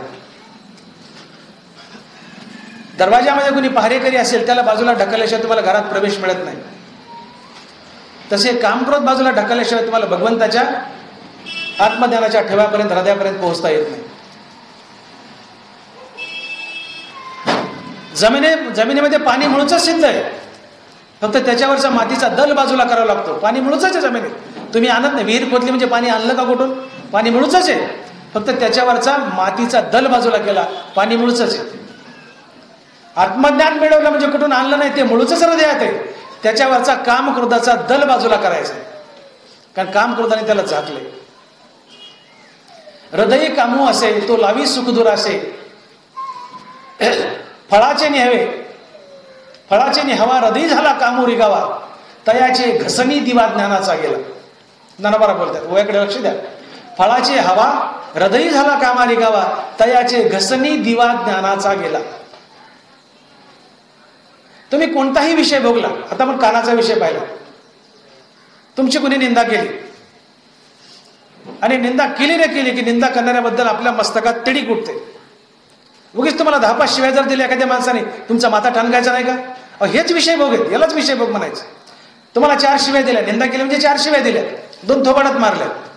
मारणाऱ्याबद्दल तुम्हाला पुळका येईल का द्वेष येईल? सहज द्वेष होईल ना. माथा ठणकला म्हणजे द्वेष येईल, घृणा येईल, तिरस्कार येईल. आणि द्वेष निर्माण झाला रे झाला की क्रोध जन्माला येतो, आणि क्रोध जन्माला आला की हाच क्रोध ज्ञाननिधीवर पहारा देतो. हे ज्ञाननिधीचे भुजंग लक्षात घ्या, 3ऱ्या अध्यायातले ओळ. हे ज्ञाननिधीचे भुजंग. तुम्ही विषय भोगला रे भोगला, आणि निंदापर शब्द किंवा नावडीचा विषय कानावर पडला रे पडला की द्वेष, द्वेषातून क्रोध, आणि क्रोध तयार झाला की तो ज्ञाननिधीवर बसतो. तुमचं ज्ञान तुम्हाला मिळवू देत नाही, म्हणून याला ज्ञाननिधीचा भुजंग म्हटलाय. आणि विषय तर रोज भोगता, रोज भोगले की रागद्वेष, द्वेषातून क्रोध, आणि हा क्रोध तुम्ही ताजा तवाना करून ज्ञाननिधीच्या संपत्तीवर ठेवता. तुम्हाला ज्ञाननिधी कशी मिळायची, मोक्ष कसा मिळायचा? तुम्ही रोज विषय भोगले तर रोज क्रोध तयार होतो, आणि हा क्रोध तयार झाला की हृदयातल्या संपत्तीवर साप म्हणून पहारा देतो. आणि याला मारल्याशिवाय, बाजूला हटवल्याशिवाय तर हे ज्ञानाची संपत्ती मिळत नाही. आणि तुम्ही तर रोज नवे नवे साप तयार करता क्रोधाच्या रूपानं विषय बघून. आणि म्हणून हा क्रोधाचा साप हृदयातील ज्ञानाच्या निधीवर जाऊन बसू नये, यासाठी ज्ञानोबा म्हणतायत, झाडाचं मूळ तोडलं तर फांदी आपाप तुटल्या जाते. मुळाचे तोडणे होय जसे शाखा उद्देशे, कामू नाशलेने नाशे क्रोध तैसा. झाडाचं मूळ तोडलं की फांदी आपाप तुटते. काम जिंकला, विषय भोग जिंकले की क्रोध आपाप जिंकला जातो. पण परमार्थ करत असताना एकच करायचं. परमार्थाची जर व्याख्या केली तर काही मिळवणं म्हणजे परमार्थ नव्हे, तर नको ते घालवणं म्हणजे परमार्थ. आणि नको ते आहे अहंकार आणि दुसरा आहे विषय वासना. अहंकार जर घालवला आणि विषय वासना घातली की तुम्ही देवच आहात. वेगळा देव प्राप्त करायची गरज नाही, तुम्ही देवच आहात, तुम्हीच देव आहात. हे संत जे देव झाले मनुष्य रूपातून, तर त्यांनी काय केलं? अखंड साधनेने विषय जिंकले आणि अहंकार जिंकला. अहंकार गेला, तुका म्हणे देव झाला. पण परमार्थ करत असताना नुसतं उड्या मारायच्या नाही, हरिपाठ म्हणून धुरळा उधळायचा नाही, टाळं मृदंग फोडायचं नाही. तर आम्हाला करायचं काय परमार्थात? दोन गोष्टी आहेत, एक अहंकार जिंकायचा आणि दुसरं विषय वासना. विषय वासना म्हणजे काम. आजपासून तुमची कुणी स्तुती केली तर आनंद मानायचा नाही. तुमची कुणी निंदा केली तर तुम्हाला दुःख होणार नाही. तुम्हाला किती बरी घालू द्या, तुले चांगला, तुले मोठा, तुले हुशार, किती स्तुती करू द्या, आनंद मानू नका. निंदा केल्यानं दुःख होणार नाही. स्तुतीने तुम्हाला आनंद नाही झाला तर लाख शिव्या देऊ द्या, घरात बायकोने देऊ द्या, पोरांना देऊ द्या, गणगोताने, गावातल्या 50 माणसांनी शिव्या द्या, तुम्ही हसत राहा. पठाण थुकतोय, नाथ हसतायत का? कशाची ताकद आहे? केवळ विषय जिंकले. कशाची ताकद आहे? तुम्ही नाथासारखं होऊ शकता, तुम्ही नाथासारखं हसू शकता. 10 वेळेस तुमच्या अंगावर कोणी थुंकलं तरी, 50 शिव्या दिले तरी. का? स्तुतीने आनंदू नका, निंदेने दुःख होणार नाही. अत्तर लावल्याने आनंदू नका, थुंकल्याने दुःख होणार नाही. गुलाबजामुने आनंदू नका, कडू कारल्याने दुःख होणार नाही. सुंदर रूपाने आनंदू नका, घाणेरड्या रूपाने दुःख होणार नाही. प्रेमान हात फिरवला आनंदू नका, चापट मारल्याने दुःख होणार नाही. हे विषय जिंकायचे. आणि म्हणून ज्ञानाच्या संपत्तीवर जोपर्यंत हा कामक्रोध रूपी भुजंग जागा आहे तोपर्यंत ज्ञान भेटत नाही. आत्मज्ञान तोपर्यंत देव भेटत नाही. आणि हा भुजंग आम्ही तयार करतोय आणि रोज मांडतोय हृदयातल्या ज्ञानाच्या संपत्तीवर. कसा? मी सांगितलं, पुन्हा एकदा सांगतो. विषय भोगले, कानाचा विशेष शब्द आहे. एक स्तुतीपर, एक निंदापर. स्तुतीने मजा वाटली, त्यातून राग, त्यातून पुण्य. निंदेने द्वेष, द्वेषातून क्रोध. तुम्ही हे विषय भोगले, निंदा केली, तुम्हाला द्वेष आला आणि क्रोध आला. क्रोध आला की 10-5 शिवाय दिले. हा क्रोध झाला रे झाला, जन्माला आला की हा हृदयात जाऊन बसतो आणि ज्ञाननिधीचा भुजंग बनतो आणि दररोज तुम्हाला देव दुरावतो. या क्रोधाला आवर घाला, क्रोध तयार होऊ देऊ नका. हाच तयाचे घसमी दिवा ज्ञानाचा गेला. ज्ञानोबा एखादा दिवा लावला आणि त्याच्यावर एखादं पातेलं मांडले, आत दिवा विझून जातो का? त्याला हवा मिळत नाही, ऑक्सिजन मिळत नाही. तर ज्ञानाचा दिवाही मालवतोय कशाने? कामक्रोधाच्या आवरणाने. ज्ञानाचा दिवा हृदयात पेटलेला आहे जन्मताच, पण त्याला कामक्रोधाचं आवरण आहे. आणि जसा पातेल्याखाली झाकलेला दिवा हवा न मिळाल्यामुळे, ऑक्सिजन न मिळाल्यामुळे विझून जातो, तसा हृदयातला ज्ञानाचा दिवा ही कामक्रोधाच्या आवरणानं विझून जातो. हे कामक्रोधाचं पातेल्याचं आवरण काढा, दिवा आता तेवत राहील, कधीच विझणार नाही. तसं कामक्रोधाचं आवरण काढा, हृदयातील ज्ञानाचा दिवाही विझणार नाही, तो सातत्यानं तेवत राहील. म्हणून ज्ञानोबा बोलले की फळाची हवा हृदयी झाला कामारी गावा, तयाचे घसनी दिवा ज्ञानाचा गेला. विषय भोगले की काम भोगला की त्याने आवरण केलं, आणि आवरण केलं की ज्ञानाचा दिवा मावळला. म्हणून काम भोगू नका, विषय भोगू नका. क्रोध नाही. आता त्या ज्ञानाच्या दिव्यावर आवरण नाही, दिवा तेवत राहील. म्हणजे काय होईल? विषय त्यागले, रागद्वेष गेले, पुण्यपाप गेलं, संसार बंधन गेलं. पुण्यपाप घालवायचे, विषयातून पुण्यपापाची निर्मिती आहे, आणि हे पुण्यपाप तुम्हाला संसारात बांधता येतं. विषय त्यागले, विषयाचा त्याग केला तर रागद्वेष जातात, पुण्यपाप जातं. आणि पुण्यपाप गेलं की सद्गुरू तुम्हाला शोधत येतो आणि आत्मज्ञान देतो. जन्मताच प्राप्त आहे आत्मज्ञान. वेगळं प्राप्त करायची गरज नाही, फक्त औपचारिकपणे एक निमित्त मात्र तो तुम्हाला सांगतो की बाबा तू ब्रह्मा आहेस, अहम ब्रह्मास्मी, काना वाचनाची भेटी वगैरे वगैरे. म्हणून परमार्थ करत असताना ही खून गाठ बांधा की परमार्थ करणं म्हणजे काही मिळवणे नसून काही त्यागणे म्हणजे परमार्थ. आणि हा त्याग आहे प्रामुख्याने 2 गोष्टीचा, एक अहंकाराचा आणि दुसरा आहे विषय वाचण्याचा. आता हे विषय त्यागण्यासाठी किंवा जाळण्यासाठी सर्वात सुलभ आणि सोपं साधन काय? तुम्ही म्हणाल डॉक्टर मोठे साहेब, आतापर्यंत तुम्ही बोलले, आम्हाला पटलं, मी मान्य, मी विषयाचा त्याग, विषयाचा त्याग, विषयाचा त्याग. भल्या भल्याची फजिती होती विषयाचा त्याग करायला. इतक्या सहजासहजी विषयाचा त्याग होतो का? विषयाचा त्याग नाही झाला तर परमार्थातच येऊ नका. आणि विषय घेऊन परमार्थ येतो तो मूर्ख आहे म्हणले तुकोबार आहे. काम करत लोक घेऊन या संगी परमार्थाशी नाही घेतोची मूर्ख. इतक्या सहजासहजी विषयाचा त्याग होईल का? मग आमचा झाला नाही, मग आता आम्ही आता सप्ताह देऊ नये का, हरिपाठ ऐकू नये का, म्हणू नये का, परमार्थ करू नये का? जरूर करायचं, जरूर करायचं. या विषयाला आणि या अहंकाराला जिंकण्यासाठी सर्वात सोपं आणि सुलभ साधन जर काय असेल तर तुकोबाराय बोलतात, राम म्हणता काम क्रोधाचे दहन, होय अभिमान देशोदडी. तुम्हाला एकच गोष्ट करायची, राम नाम नित्य घ्यायचे. काय होते मग? राम म्हणता काम क्रोधाचे दहन. काम क्रोध जळून जातात. काम म्हणजे विषय, ज्ञानेंद्रियाचे विषय. मी पुन्हा पुन्हा सांगतो, काम शब्द माझ्या तोंडात आला की ज्ञानेंद्रियाचे 5 विषय.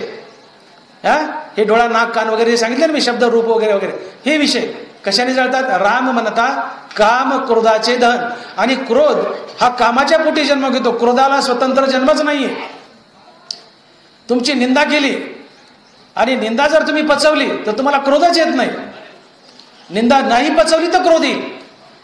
तुमची निंदा केली तर द्वेष, द्वेषातून क्रोध. पण निंदा केली आणि तुम्ही ती पचवली तर तुम्हाला समोरच्याचा द्वेष येत नाही, आणि द्वेष आला नाही तर क्रोधही येत नाही. मग क्रोध हा स्वतःहून जन्माला येत नाही.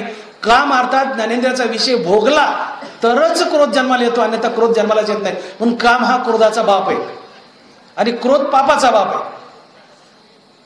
कामाच्या पोटी क्रोध आणि क्रोधाच्या पोटी पाप आहे. म्हणून हे काम क्रोध दोन्ही पापाचे बाप आहे. तर हा कामरूपी आजोबा मारायचा, कारण काम हा पापाचा आज आहे.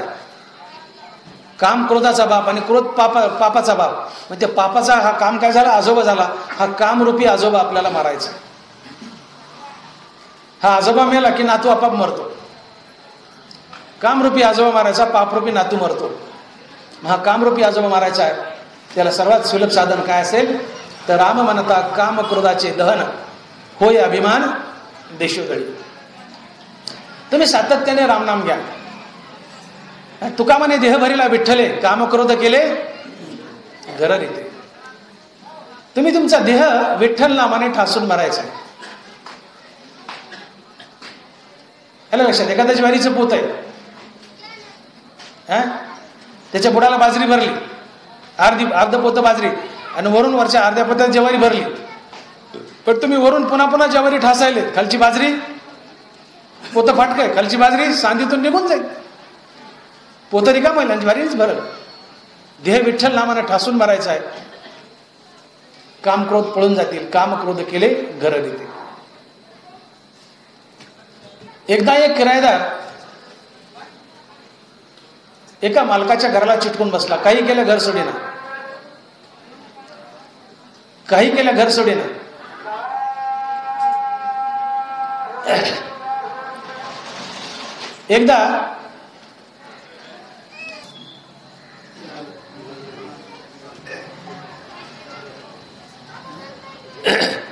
एकदा एक किरायदार एका मालकाच्या घराला चिटकून बसला. काही केलं घर सोडेना. मालकाने लाख विनंती केली की घर सोड, घर सोड, घर सोड. घर सोडेना, दादागिरी करायला.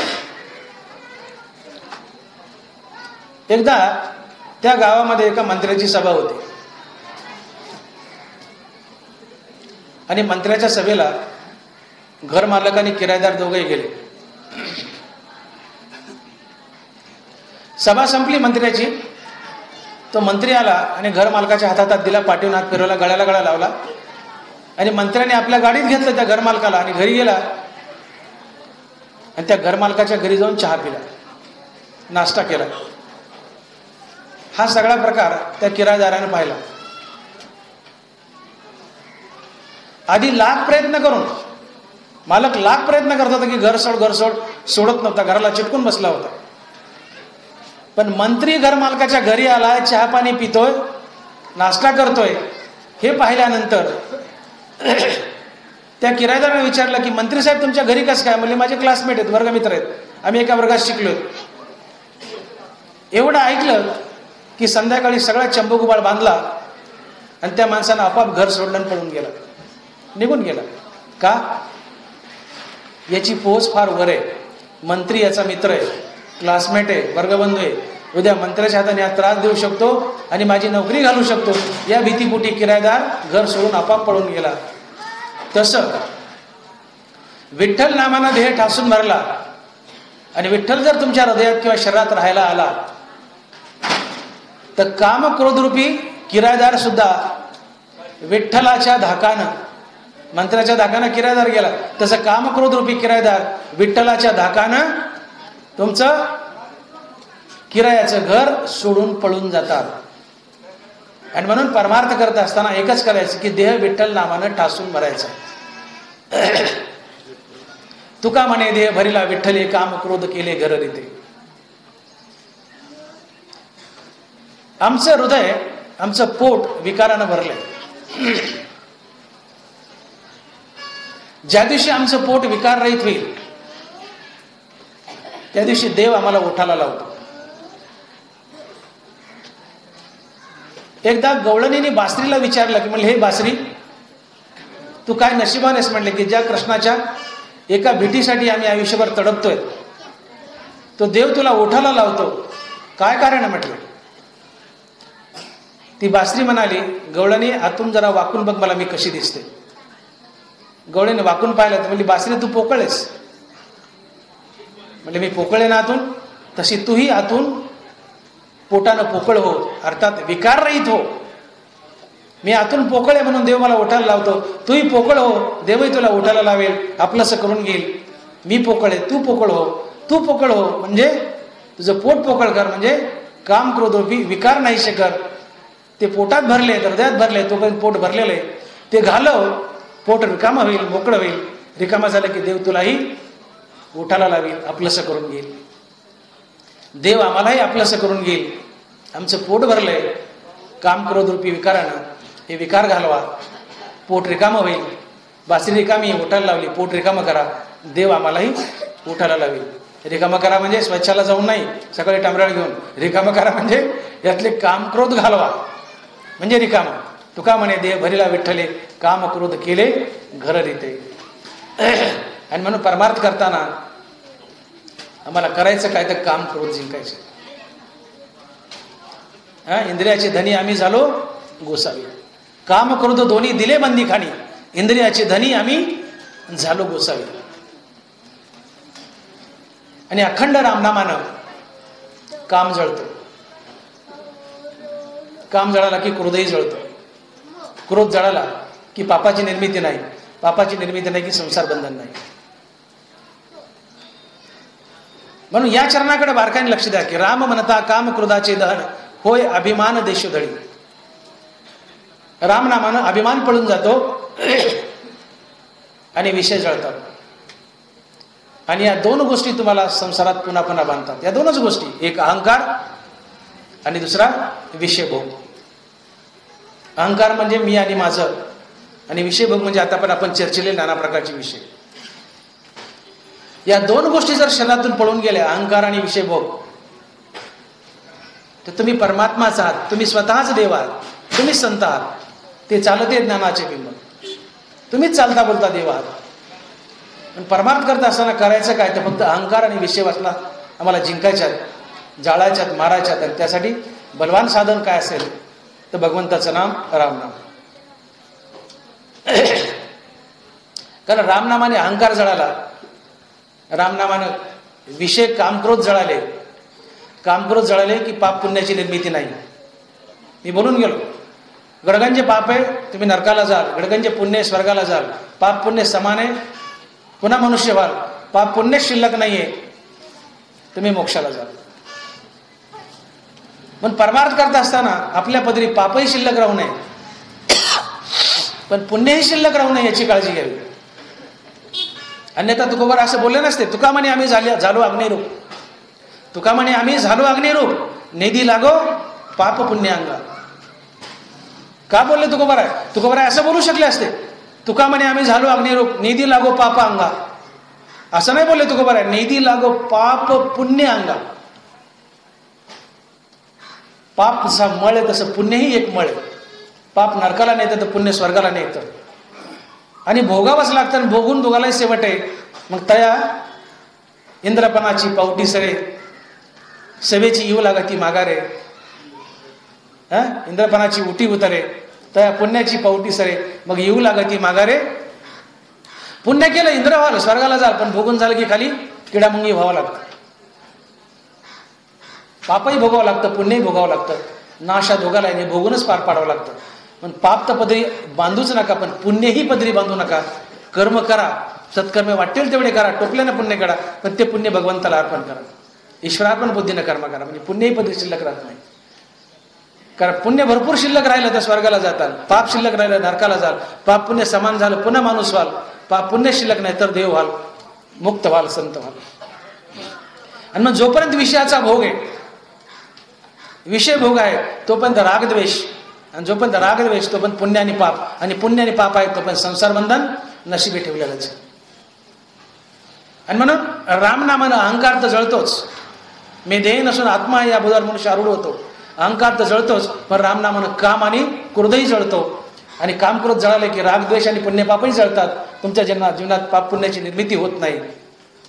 आणि ज्या दिवशी पुण्याची आणि पापाची निर्मिती नाही, याला ज्ञानोबर आहे कर्मसाम्य दशा म्हणतात. जीवनात पुण्य नाही पाप नाही, याला ज्ञानोबाने शब्दप्रयोग केलाय कर्मसाम्य दशा. ऐसी ज्ञानोबा बोलतात, ऐसी कर्मसाम्य दशा होय ते विदेशा, मग श्री गुरु अपेसा भेटेची का. श्री गुरुशिवाय मोक्ष नाही. ज्ञाने विना मोक्ष नाही हा सिद्धांत. वेद बोले हात उभा रे. नामदेवराव बोले ना, ज्ञाने विना मोक्ष नाही हा सिद्धांत. वेद बोले हात उभा. तुम्हाला ज्ञान आत्मज्ञान झाल्याशिवाय मोक्ष नाही. आणि आत्मज्ञान सद्गुरूच्या कृपेने होत असतं. आणि सद्गुरू तुम्हाला शोधत येतो, त्याला शोधायची गरज नाही. श्रीगुरु भेटोनी करी पाडू बुबुत्सू जायचा. श्रीगुरु शोधत येतो. कधी आत्मज्ञान शोधत येतो, श्रीगुरु शोधत येतो. कधी पाप पुण्य तुमच्या जीवनात नाहीसं झालं की, पुण्य नाही पापही नाही, श्रीगुरु तुम्हाला शोधत येतो. श्रीगुरु भेटोनी करी पाडू बुबुत्सू जायचा. तुम्ही मुक्तच आहात. मुक्त होता परी बळे झाला बद्ध घेऊन या छंद माझे माझे. मुक्तच आहात. परंतु भगवंताच्या नामानं अहंकार जाळला, भगवंताच्या नामानं काम क्रोध जाळले, पाप गेलं, पुण्य गेलं, पाप पुण्यरहित जीवन झालं, आणि कर्म ईश्वरार्पण बुद्धीने केलं, तर याचं बक्षीस म्हणून भगवान तुम्हाला वैराग्य अर्पण करतात. म्हणून ही पूजे रिजलेने आत्मराजे वैराग्य सिद्धी दे जे पसायता या.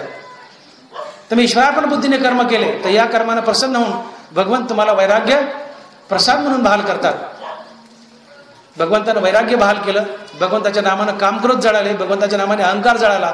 आणि ज्या जीवनात अहंकार नाही, विषय नाही, काम नाही, क्रोध नाही, पाप नाही, पुण्य नाही, अशी अवस्था आली, पाप पुण्य समान झालं, श्रीगुरु तुम्हाला शोधत येतो. आणि निमित्त मात्र मस्तकावर हात ठेवतो की बाबा तू देह नाही, तू आत्मा आहेस. काना वाचनाचे बेटी सरिसाची पेकिरीटी वस्तू होऊन उठी कवन एकच. माता हात ठेवीला थापटीला जायचं. मूळचं ज्ञान प्राप्त आहे. श्रीगुरु निमित्त मात्र असतं. तर ते काम क्रोधानं झाकले आणि आम्ही काम क्रोध पैदा करतोय आणि ज्ञानावर भुजंग म्हणून त्याला बसवतोय, आणि आमचं ज्ञान आम्हाला दररोज दुरावतंय. आणि म्हणून परमार्थ करत असताना एक गोष्ट लक्षात ठेवा की मुख्य आधी विषय त्याग. मुख्य आधी विषय त्याग. बाहेरून आम्ही सांसारिक दृष्ट्या, बाहेरून आम्ही शारीरिक दृष्ट्या विषयाचा त्याग करतो. आभूषण घालतो, गंध लावतो, माळा घालतो, पांढऱ्या फॅक धोतर घालतो, शर्ट घालतो. आम्ही वारकरीत असं म्हणून घेतो. ज्ञानोबा बोलले बाह्य तरी विषय नाही, बाहेरून सजू नको. बाह्य तरी विषय नाही, बाहेरून सजू नको म्हणले. बाह्य तरी विषय नाही, परी मानसी जरी होईल काही. बाहेरून तो विषयाचा त्याग केला दाखवतो, पण मनात नगभर जरी विषय शिल्लक असेल तर तुला पुन्हा विषय भोगासा वाटेल, आणि ही विषय वासना पुन्हा संसारात खेचून आणेल. आणि म्हणतो संघातून वनात जातो तो पुन्हा वनातून संघात येईल आणि संसारात अडकेल. म्हणून अखंड रामनाम घ्या. रामनामानं विषय अर्थात काम जळून जातो. काम जळाला की क्रोध जळतो, आणि क्रोध जळाला की हृदयात सिद्ध असलेल्या आत्मज्ञानाच्या ठेव्यावर पहारा देण्यासाठी क्रोध नसतो. अर्थात पाप पुण्य नसतं. क्रोधातून पाप पुण्य निर्माण होतं. क्रोध पहारा देतो म्हणजे पाप पुण्यच पहारा देतो. काम नाही तर क्रोध नाही, क्रोध नाही म्हणजेच पाप पुण्य नाही. आणि त्या ज्ञाननिधीच्या भुजंग, ज्ञाननिधीवर आता भुजंग नाही, क्रोध नाही म्हणजेच पाप पुण्य नाही. आणि पाप पुण्य नाही, ज्या दिवशी पाप पुण्य रहित अवस्था आली, क्रोध गेला म्हणजेच पाप पुण्य गेलं. का त्यातून पाप पुण्याची निर्मिती. क्रोध गेला म्हणजेच पाप पुण्य गेलं. काम गेला, क्रोध गेला, क्रोध गेला, पाप पुण्य गेलं. पाप पुण्य गेलं म्हणजे निधीवरचा भुजंग गेला, भुजंग गेला म्हणजेच पाप पुण्य गेलं. आणि पाप पुण्य गेलं रे गेलं, पाप पुण्य शून्य झालं की गुरु तुम्हाला शोधत येतो आणि आत्मज्ञान देतो आणि जीवनाची धन्यता असते. आणि म्हणून परमार्थ करताना निरंतर रामनाम घ्या. काम जळेल, काम जळालं की क्रोध जळेल. कामातूनच राग आणि द्वेष, राग द्वेषातून पुण्यपाप, पुण्यपापातून संसार बंधन.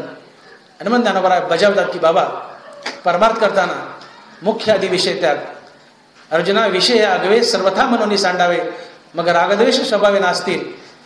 रागद्वेष निमाले तर ब्रह्मीचे साम्राज्य आले, मग तो भोगी सुख आपले आपणाची. तुला ब्रह्मसाम्राज्य पाहिजे ना, मोक्ष पाहिजे ना, तर रागद्वेष मावळले पाहिजे. तर रागद्वेष तेव्हा मावळतील की जेव्हा पुण्यपाप मावळेल.